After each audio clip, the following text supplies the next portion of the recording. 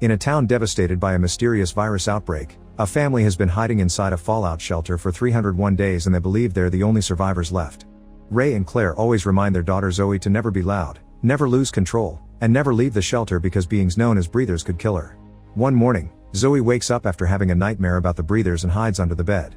When Claire checks on her, Zoe says it's her talking doll who is scared, so Claire takes her to see Ray to calm her down. As they walk through the shelter, the shadows make Zoe nervous, but it's just Ray moving around. He assures that they're safe and plays a little game they share called Report, during which he tells him the details of his watch to confirm nothing has happened.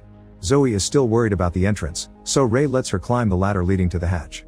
The girl checks all the locks and chains until she's finally sure everything is fine and then returns to her parents. Afterward, Zoe adds another mark on the wall counting the days they've been there and chooses a can of peaches from breakfast, although it's not like they have many options anyway. The water pump doesn't seem to be working, so Ray has to open it up and handle some stuff inside to make it work again. Suddenly Zoe says the food can is empty and a closer look reveals a hole on the side. Claire and Ray check the pantry and discover 12 cans have been emptied, equaling 2 weeks of rations. As they throw them all away, they conclude a rat must have sneaked in through the air duct. Zoe is worried that the breathers could come in too, but her parents explain the air duct is too small for them. Claire then announces they'll have to start eating less, and Zoe complains because they're already eating very little. They end up having beans for breakfast and Claire keeps complaining about the situation. She hates that she can't play outside, that she doesn't have any friends, and that she doesn't have anything. Ray immediately scolds her and reminds her she has her parents, which is more than the people who died on the day of the outbreak. It's not a good life, but they're at least alive. He calls each mark on the wall a miracle. After breakfast, the family plays a board game together. Ray closes Zoe's eyes with gentle fingers and makes some noises as he tells a story to make her imagine they're back in town eating ice cream. This brightens Zoe's mood. Later, Ray and Claire discuss the situation in private. Claire is worried because they've already lost of weight, so Ray says he'll go outside to get food if necessary. When Claire tries to point out how dangerous that is, Ray distracts her with a kiss and they end up getting dirty as quietly as possible while Zoe is in the other room playing cards. After they're done, Ray falls asleep and has nightmares about the day of the outbreak. Sometime later, while playing the board game with Claire, Zoe wonders if they truly are the only survivors left, so Claire takes the periscope they built and lets Zoe take a look outside through the air duct. At first Zoe is excited, but the result is pretty sad. The town is nothing but a wasteland and she gets startled by a bird. She is relieved to see the shelter hatch really secured and concludes they truly are the only ones left, but Claire reminds her sometimes the truth is hidden from them. Suddenly Zoe sees something moving and discovers the rat eating from another can in the pantry. They wake Ray up and he immediately takes out his dagger as he carefully approaches the rat. When he's about to strike, the rat runs away and knocks over one of the lamps. Ray goes after it and his dagger gets stuck on the floor, but luckily Claire grabs a wrench and smashes the rat before it can escape. At that moment they notice that the lamp's flames are spreading on the table. Ray touches the glass and realizes what'll happen, so he pushes his family back right before the lamp explodes. A big fire starts on the table and burns the board game, so Claire has to keep Zoe from trying to retrieve it.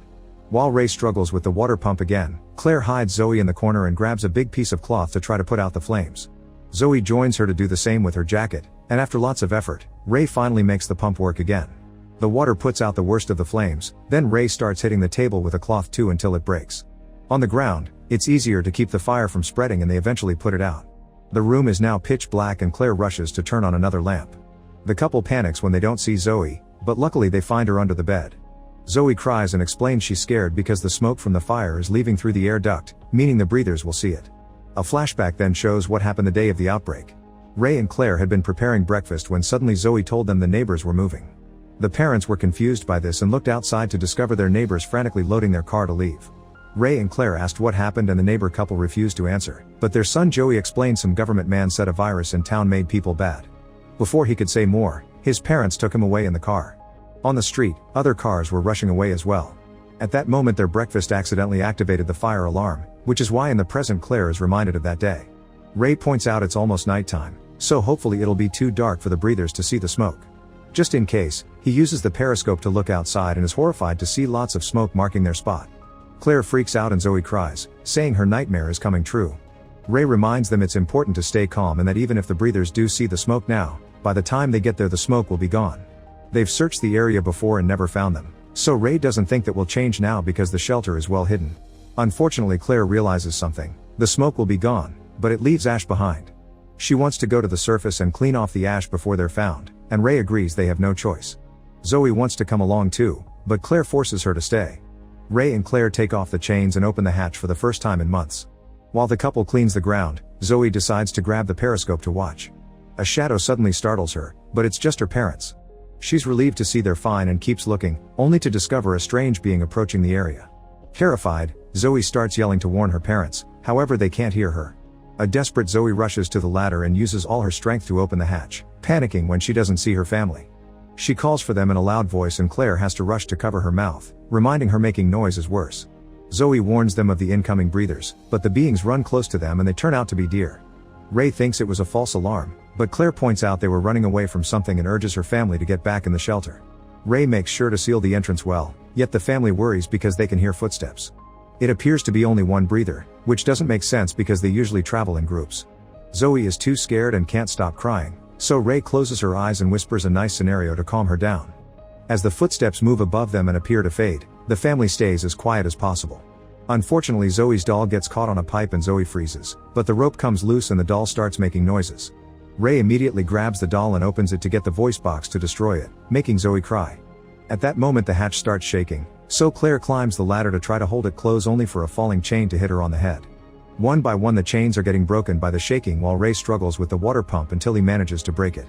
He rushes to give the pipe to Claire, who is putting all her weight on the last chain to keep the hatch down. The breather still manages to open it a little, so Ray uses the pipe to start hitting him until he's pushed back. Now the couple can close the hatch again and lock it with the pipe. The shaking soon stops, yet the family can still hear the breathing outside the hatch. Suddenly they hear some noises in the other room and notice cans rolling on the ground. The entire shelter starts shaking and the family realizes the breather brought more of his people to attack. Another flashback shows that on the day of the outbreak, Ray's family tried to escape on their car too. As they drove down the road they were surprised to see cars coming back, and eventually they discovered the authorities were blocking the way because their town was now under quarantine, meaning nobody was allowed to leave. Suddenly a rock fell on Ray's car because an earthquake was hitting the area. In the present, the hatch finally breaks and a group of breathers gets in. The family runs to the other room and Claire breaks a lamp to start a fire, then she and Ray move the pantry to block the way. It won't hold the breathers for long, so Ray gets on the chair and helps Claire and Zoe escape through the air duct since they're small enough. Then Claire tries to help Ray get through the duct too, but unfortunately he won't fit. Desperate to escape, Ray lets Claire grab his wrist and dislocates his shoulder. Now Claire can drag him through the duct. When he's about to escape, the breathers grab his legs and drag him back into the shelter. Ray isn't afraid to confront them and a fight ensues. Not much can be seen in the darkness, but Claire and Zoe scream when they see a splatter of blood and assume Ray is dead. Zoe wants to do something and throws a tantrum, so Claire has to comfort her through her grief. At that moment they notice some shadows approaching and the duo runs as fast as they can. They cross the forest and trip a couple of times until they reach the road, where all the cars from the outbreak day are abandoned. As they discover that a wall with security cameras has been built around town, a helicopter appears in the sky and finds them with its searchlight. Claire and Zoe try to run but the chopper throws a net on them and captures them. The breathers come closer and it's revealed that they aren't monsters, they're actually soldiers wearing face masks. As the duo panics, the soldiers put a needle on them and another flashback shows what truly happened. The mountain shaking wasn't an earthquake, it was a fleet of jets that started dropping bombs all around town to get rid of the infected people. As everyone panicked and ran away, Claire remembered that the local school had a shelter, so the family rushed to hide there, managing to close the hatch right before another bomb fell on them. They looked around the shelter and found plenty of food, not to mention toys for Zoe. Ray called the attack a mistake but Claire revealed that she got a cut on her hand during the escape and they were indeed infected. The wound was turning black and spreading to the rest of her hand. In the present, the soldiers finish taking blood samples and ask a few questions to confirm these are the only survivors left. Then they get ready to shoot the duo and Claire starts losing control, which makes her veins start changing color. It turns out the rule never lose control means the virus activates by strong emotions, causing the infected people to transform.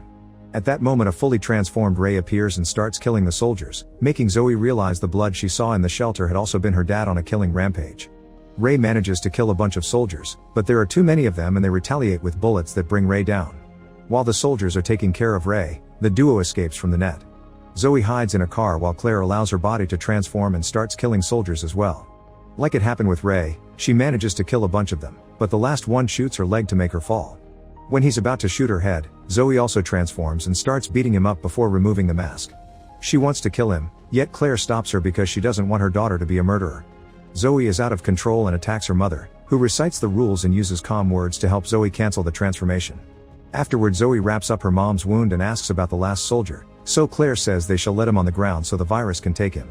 Then they check on Ray, who closes his daughter's eyes one last time before dying.